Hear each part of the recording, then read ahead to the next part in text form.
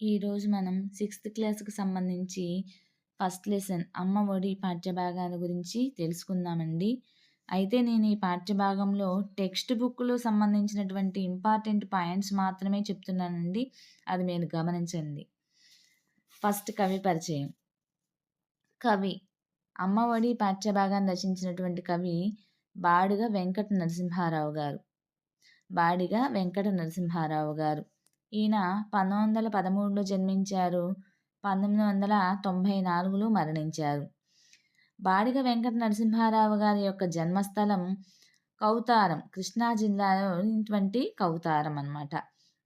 అనార్కలి నరసింహారావుగా బాలబంధువుగా ప్రసిద్ధులు. ఈయన యొక్క రచనలు బాలరసాలు, పాలబడి పాటలు, ఆవు హరిశ్చంద్ర, బాలతనం, చిన్నారి లోకం, పూలబాలలు, ఋతువాణి వంటి 17 పిల్లల పుస్తకం బాడిగ వెంకట నరసింహారావు గారు రచించారన్నమాట. ఇక బాల సాహిత్యాన్ని ఉద్యమ స్ఫూర్తితో వ్యాప్తి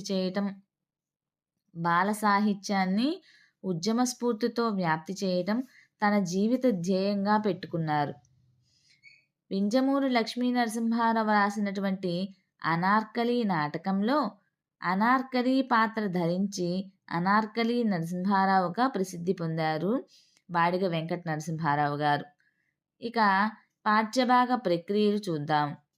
అమ్మఒడి అనేటువంటి ఈ పాఠ్యభాగము గేయ ప్రక్రియకు చెందినటువంటిది. గేయం అనేది పాడుకోవడానికి వీలుగా ఉండే ప్రక్రియ. రాగయుక్తంగా సరళ పదాలతో ఇమిడి ఉంటుంది గేయం. ఇక ఇతివృత్తం. ప్రపంచంలో అన్నిటికీ మించిన గొప్ప ప్రేమ అమ్మదే.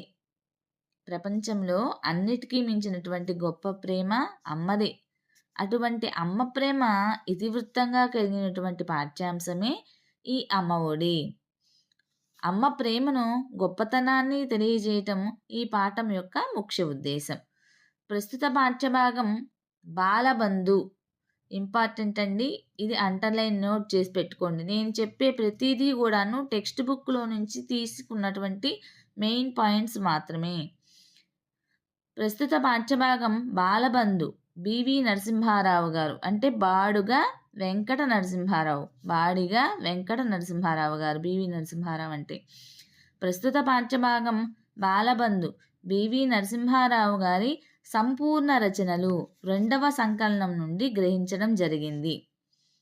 అమ్మఒడి అనే పాఠ్యభాగము బివి నరసింహారావు గారి సంపూర్ణ రచనలు 2వ సంకలనం నుండి గ్రహించడం జరిగింది. ఇక పాఠ్యాంశంలో ఉన్నటువంటి విశేషాలను చూద్దాం.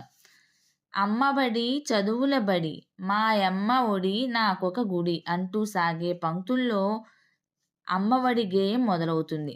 అమ్మ ఒడి చదువుల బడి, మాయమ్మ ఒడి నాకొక గుడి అంటూ సాగే పంక్తుల్లో అమ్మ ఒడి గేయం మొదలవుతుందన్నమాట.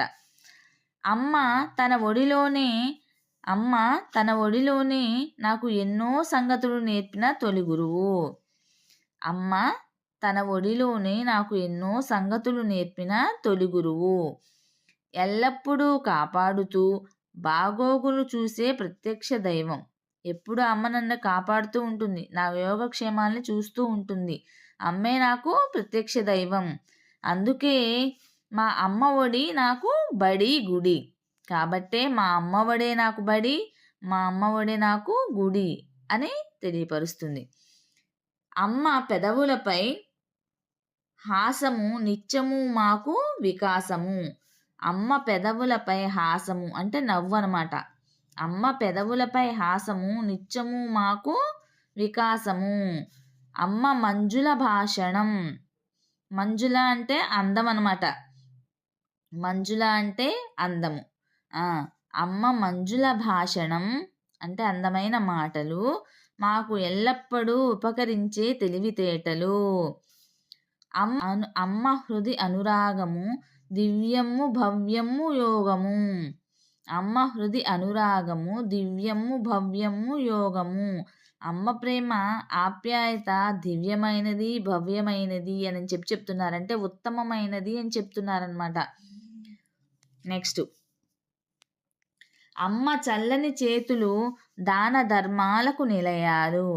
అమ్మ చల్లని చేతులు దాన ధర్మాలకు నిలయాలు. ఎంతమందికో అమ్మ దానం చేస్తుంటుంది, ధర్మం చేస్తుంటుంది. ఇలా అమ్మ చల్లని చేతులు దాన ధర్మాలకు నిలయాలు. అమ్మ కళ్ళల్లోని కాంతులు లోకానికి సుఖాన్ని, శాంతిని ఇస్తాయి. అమ్మ కళ్ళల్లోని కాంతులు లోకానికి సుఖాన్ని, శాంతిని ఇస్తాయి. అమ్మే నా ధైర్యం, బలం, గర్వం, సర్వస్వం. అమ్మయే నా సర్వధైర్యము, బలము, గర్వము.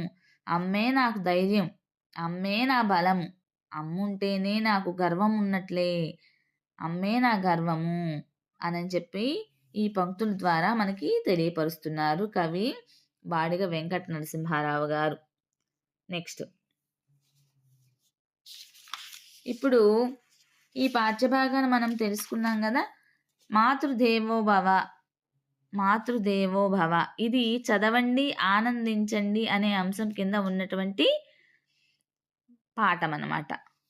పాత్రలు, ఇందులో శ్రీ పరమశివుడు, పార్వతీదేవి, వినాయకుడు, కుమారస్వామి ఉన్నారు. ఈ యొక్క పాఠంలో ఉన్నటువంటి పాత్రలు పరమశివుడు, పార్వతీదేవి, వినాయకుడు, కుమారస్వామి ఉన్నారు. మొట్టమొదట పూజింపదగిన వాళ్ళు తల్లిదండ్రులు. అంతే కదా, తల్లిదండ్రుని మించిన దైవం అనేది ఎక్కడా ఉండదు. కాబట్టి మొట్టమొదట పూజింపదగిన వాళ్ళు తల్లిదండ్రులు. తల్లిదండ్రుల్ని పూజించడం ఎంత ముఖ్యమో, దాని ద్వారా ఎంతటి ఫలితం కలుగుతుందో వివరించే కథ మాతృదేవోభవ, పితృదేవోభవ. తల్లిదండ్రులను పూజించడం ఎంత ముఖ్యమో, దాని ద్వారా ఎంతటి ఫలితం కలుగుతుందో వివరించే కథే మాతృదేవోభవ, పితృదేవోభవ. వినాయక వ్రత కథగా ప్రసిద్ధి పొందినటువంటి కథలో శివుడు గణాధిపత్యం కొరకు 2 కుమారులతో ఎవరైతే ఈ మండలాన్ని ముందుగా చుట్టి వస్తారో వారికి గణాధిపత్యం ఇస్తానని చెప్తాడు. వినాయక వ్రత కథ ప్రసిద్ధిగా పొందినటువంటి ఈ కథలో శివుడు అంటారనమాట, గణాధిపత్యం కొరకు మీ 2 కుమారులు ఎవరైతే ఈ లోకాన్ని మొత్తాన్ని తొందరగా చుట్టొస్తారో వారే ఈ గణాధిపత్యాన్ని వారే పొందుతారు అని చెప్పని శివుడు అంటారు. వెంటనే కుమారస్వామి నెమలి వాహనం పైన భూమండల ప్రదక్షిణకి వెళ్తాడు. వినాయకుడు తల్లిదండ్రులకు ప్రదక్షిణ చేస్తే భూమండలాన్ని ప్రదక్షిణం చేసినట్లే అని ప్రదక్షిణ చేస్తాడు. వినాయకుడు గణాధిపత్యం పొందగా కుమారస్వామి ఓటమని అంగీకరించి సోదర ప్రేమను చాటుకుంటాడు. తల్లిదండ్రులకు ప్రదక్షిణ చేస్తే భూమండల యాత్ర చేసినట్లే అని వినాయకుడికి చెప్పింది ఎవరు అంటే నారదుడు చెప్పాడనమాట. నెక్స్ట్, ఇక ఈ అమ్మ ఒడి పాఠ్యభాగానికి సంబంధించినటువంటి భాషాంశాలు, వ్యాకరణాంశాలు ఇవి మొత్తం కూడాను టెక్స్ట్ బుక్కు సంబంధించినవేనండి. నెక్స్ట్, అర్థాలు. ఒరవడి విద్యార్థులకు అక్షరాలను కుదురుగా నేర్పడానికి గురువులు ముందుగా రాసే మేలుబంతి. ఒరవడి విద్యార్థులకు అక్షరాలను కుదురుగా నేర్పడానికి గురువులు ముందుగా రాసే మేలుబంతి. నెక్స్ట్, శుద్ధులు సూక్తులు, మంచి మాటలు.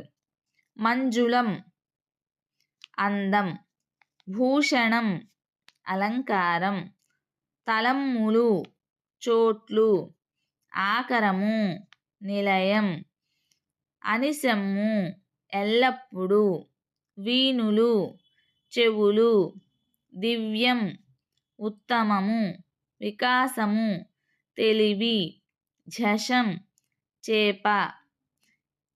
నెక్స్ట్, పర్యాయ పదాలు. డెందము హృదయము ఎద, డెందము హృదయము ఎద. ఈ బిట్టుని ప్రీవియస్ టెట్ పేపర్స్లో చాలాసార్లు ఇచ్చారు, అలానే డిఎస్సి పేపర్లో కూడా ఇచ్చారండి. ఇది చాలా చాలా ఇంపార్టెంట్. ఇక ప్రకృతి వికృతులు. హృదయం ఎద, ఎడద, డెందము. స్థలం తలం. సూక్తులు శుద్ధులు. క్షేమం సేమం. ఇవన్నీ కూడాను టెక్స్ట్ బుక్ ప్రకారమేనండి. ఇక్కడ టెక్స్ట్ బుక్ నెంబర్ కూడా ఇచ్చారు. ఒకసారి చెక్ చేసుకోవచ్చు. ప్రతీదీ కూడాను each and every one line text బుక్‌లో ఉన్నది మాత్రమే నేను మీకు తెలియపరుస్తున్నాను. ఇక సమాసములు. అమ్మ ఒడి, అమ్మ యొక్క ఒడి. ఇది షష్ఠీ తత్పురుష సమాసం. అంటే విభక్తులతో ఏర్పడే సమాసము తత్పురుష సమాసాలని మనకు తెలిసినవి. మనము విభక్తులను తెలుసుకున్నాం కదా. కిన్, కున్, యొక్క, లోపల. ఇది షష్ఠీ తత్పురుష సమాసానికి చెందింది. అమ్మ యొక్క ఒడి షష్ఠీ తత్పురుష సమాసము. నెక్స్ట్ వీణుల భూషణం, వీణుల భూషణం, వీణులకు భూషణం. ఇది కూడా షష్ఠీ తత్పురుష సమాసము. నెక్స్ట్ చల్లని కరములు, చల్లనైన కరములు, చల్లనైన కరములు. విశేషణ పూర్వపద కర్మధారయ సమాసం. అంటే పూర్వపదము విశేషణమై ఉత్తర పదం నామవాచకం అయి ఉంటుంది. పూర్వపదము చల్లనైన అన్నది విశేషణము, కరములు అన్నది నామవాచకము. కాబట్టి ఇది విశేషణ పూర్వపద కర్మధారయ సమాసంగా చెప్పుకోబడుతుంది. నెక్స్ట్ కన్నుల కాంతులు, కన్నుల కాంతులు, కన్నుల యందలి కాంతులు, కన్నుల యందలి కాంతులు. ఇది సప్తమి తత్పురుష సమాసము. నెక్స్ట్ సుఖశాంతులు, సుఖము మరియు శాంతి. సుఖశాంతులు అంటే సుఖము మరియు శాంతి. ఇది ద్వంద్వ సమాసం. ద్వంద్వ సమాసం అంటే ఆల్రెడీ మనం తెలిసింది, ఆల్రెడీ గ్రామర్లో చెప్పుకున్నాము.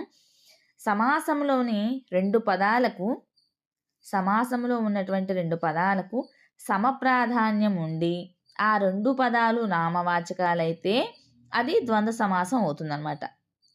సమాసంలోని రెండు పదాలకు సమప్రాధాన్యం ఉండి ఆ రెండు పదాలు నామవాచకాలైతే అది ద్వంద్వ సమాసం అవుతుంది.